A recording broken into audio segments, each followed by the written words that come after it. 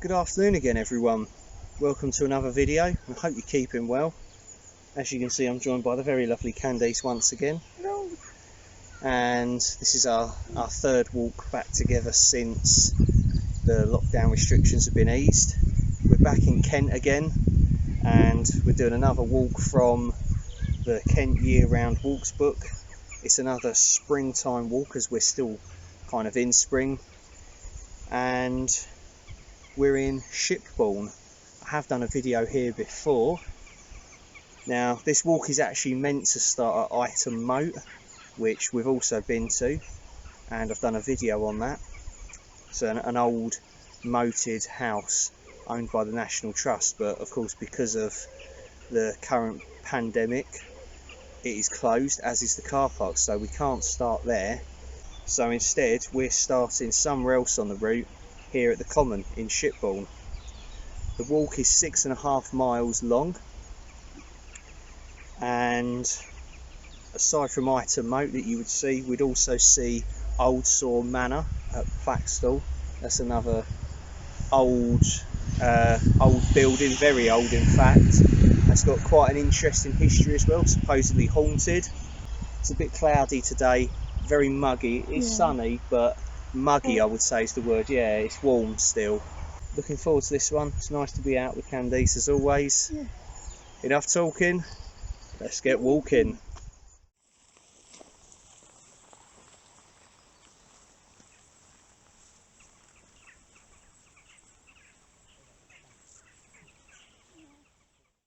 Shibbourne is Old English meaning bright or clear stream. In the 13th century it was altered to give it the meaning of sheep stream. The Common is designated a Kent wildlife site for the ecological importance of the plants and insects that flourish on the grassland. This natural feature is one of the very few examples of acid grassland in Kent, and the beauty of the large expanse of wild flowers before being cut for hay is exceptional. Shibbourne does not look like a conventional village because of its dispersed settlement pattern around the domed green. The church, inn and common are the focus of the village. There was never a traditional street or square at the centre. The common is the heart. Shibbourne has retained this unique and highly distinctive landscape character.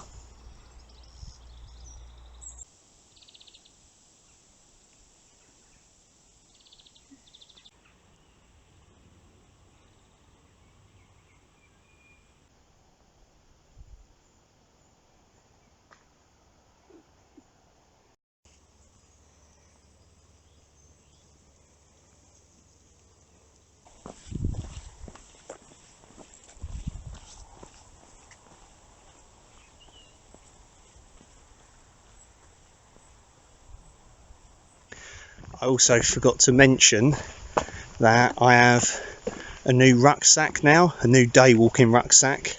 It's the Mountain Warehouse Inca 18 litre, because my Terra Nova Laser Elite 20, the ultralight rucksack that I've had for years, finally gave up the ghost on the last walk.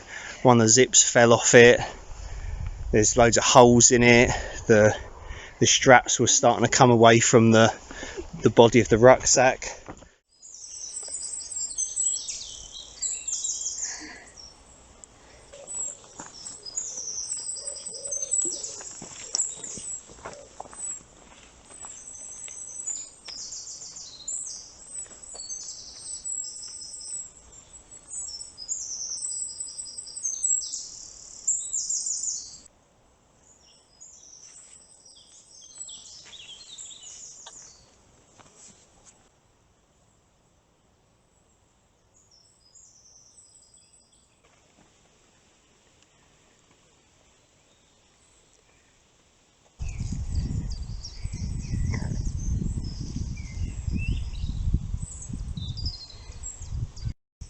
The original moated house was built nearly 700 years ago, but this late medieval house was remodelled in Tudor times.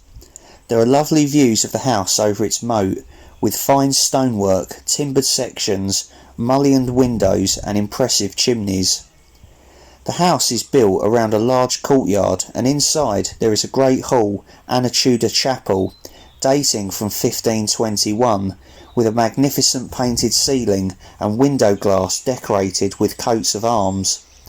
The National Trust has carried out extensive restoration work and has also created lovely gardens with pools, lawns and colourful flowers.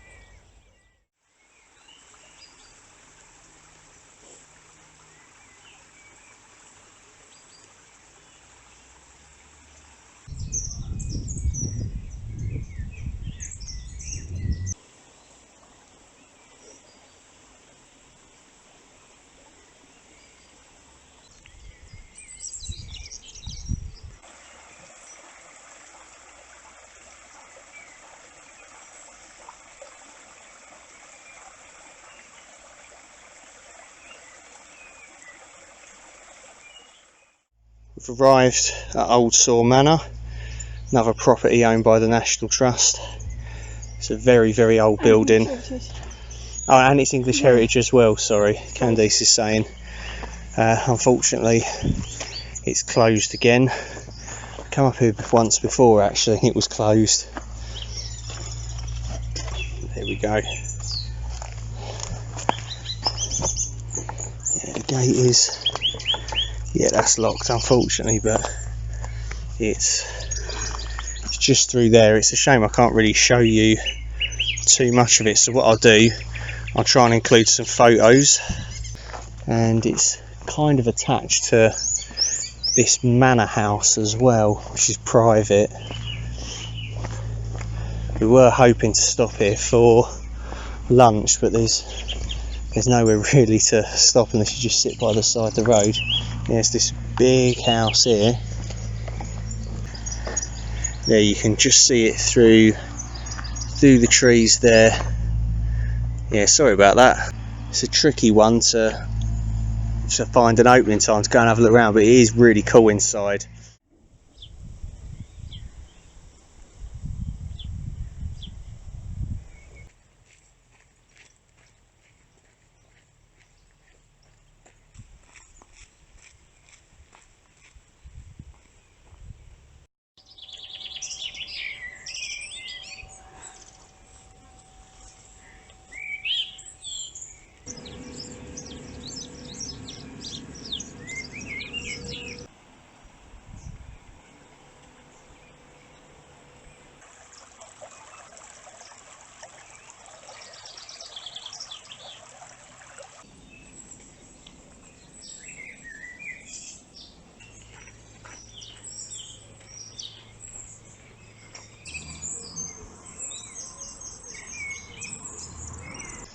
We've found the perfect place to stop for a bite to eat, quite a late lunch, here at Dunk's Green, outside the Kentish Rifleman, a 16th century inn. Unfortunately, it's not open. Open tomorrow. It's open tomorrow, 5 to 8 PM, which is a shame. Looks like a really nice pub, and no doubt we will return for a bit of dinner, little dinner date, eh? And there, yeah. Time for the sandwiches. I'm really looking forward to these. Oh, and Candice has very kindly made me double the amount because I have to eat a lot. Oh, look at that. Yes. I'm so looking forward to this. I've never been more excited about a sandwich. Oh, I would be the easiest boyfriend to poison. Just give me food. Love it. Oh. I've said it before, I'll say it again, you make amazing sandwiches. Do I? Yeah, I really like them. Could be the Aldi Lurpak coffee butter that's really good. Is it that? Yeah. Yeah, just does it for me. And then we've got the pièce de résistance. I said that right. Candice picked this one. It's the second Lilley cider I'm reviewing, and this one's apple and blackberry. 4% lightly sparkled. We're going to be sharing this. I'll pour her some out separately and I'll just swig it from the bottle like a complete hobo. So apple and blackberry cider, a crisp cider with a burst of blackberry, gives this a refreshing taste with fruity sweetness.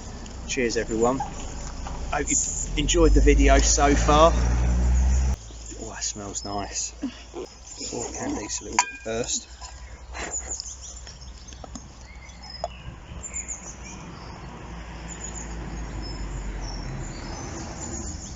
There you go.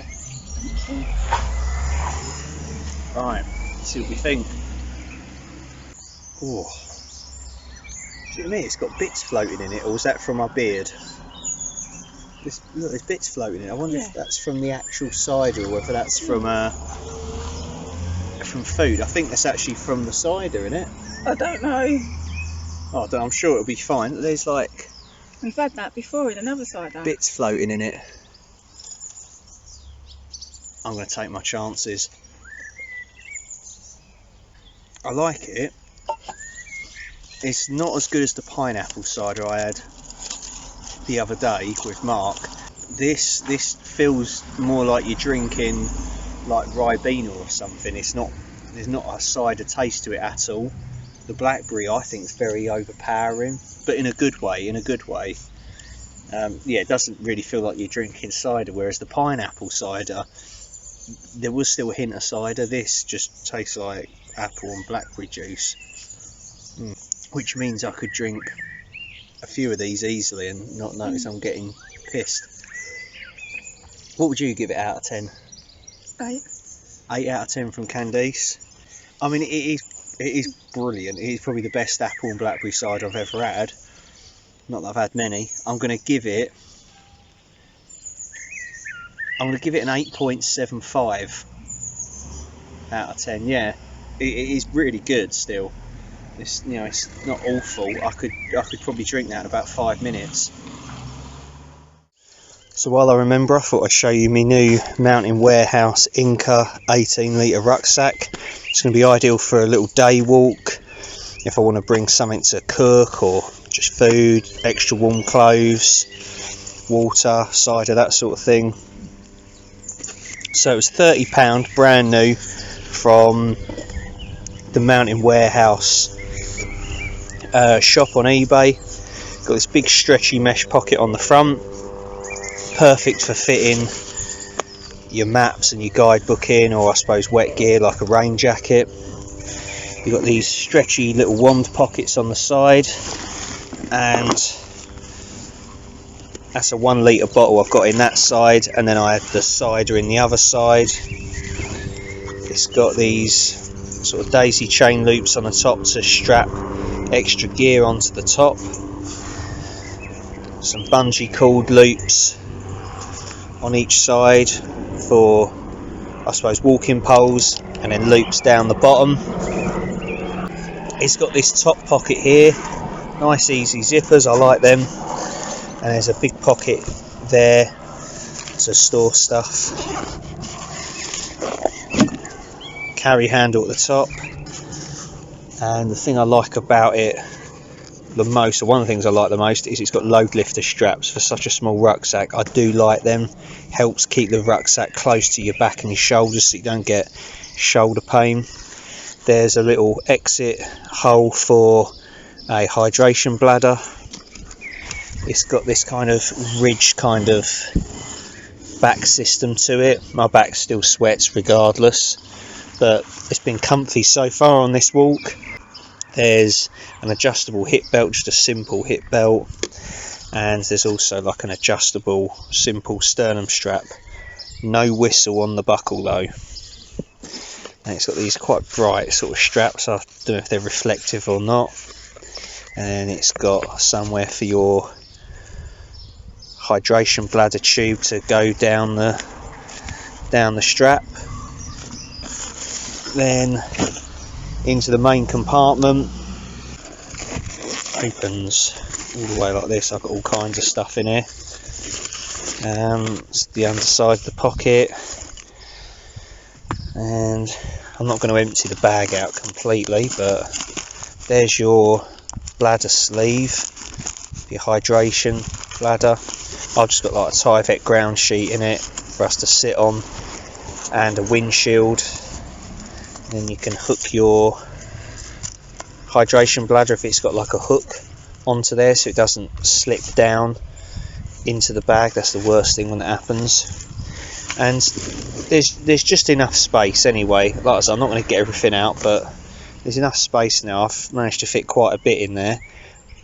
I do want to see if I can do like a really ultralight bivvy bag, maybe a small tarp and bivvy set up in there, but I doubt it. It's going to be tight, but watch this space, I'll give it a go. So anyway, that is my new Mountain Warehouse Inca 18 litre day pack.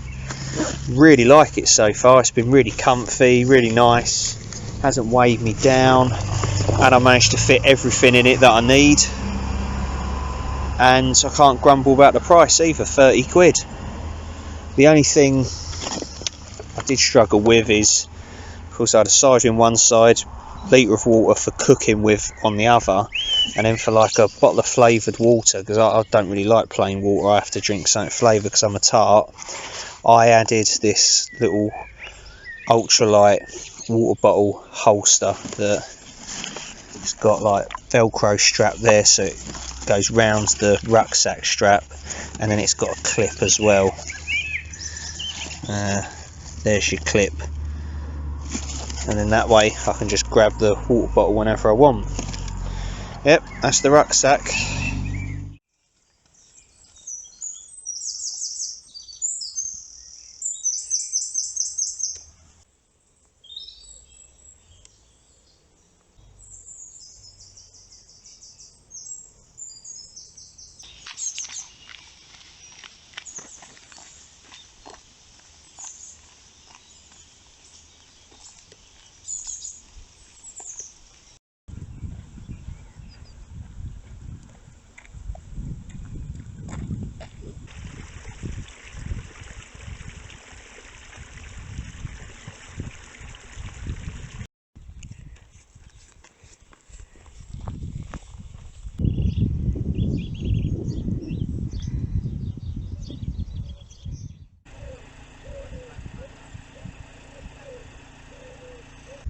We've arrived back in Shipbourne, which I've now found out is actually pronounced Shibburn, and that is the end of the video. It's been a nice little walk. Candice has really enjoyed it, and we both really like Shibburn. It's so nice because they've got kind of sort of like a village green, or like a heath, and it's just all wild grass that they've just let grow naturally. I mean, this bit that we're stood on is obviously mowed, and maybe they have the village fete here or something like that, but you've got all of this stuff around you here that they just leave to grow wild. So you've got loads of wild flowers, and as a result probably a lot of diverse wildlife thrives here, which is really cool to see, because you see in a lot of villages and heaths and stuff like that, they don't really respect that, whereas this, right, everyone's really friendly here, by the way, as well. They've said hello and things like that. The village hall is over that way, and that's like a really old timber framed building, and that's pretty cool, because most village halls are a bit, not naff, shit. Candice says it is, calls a spade.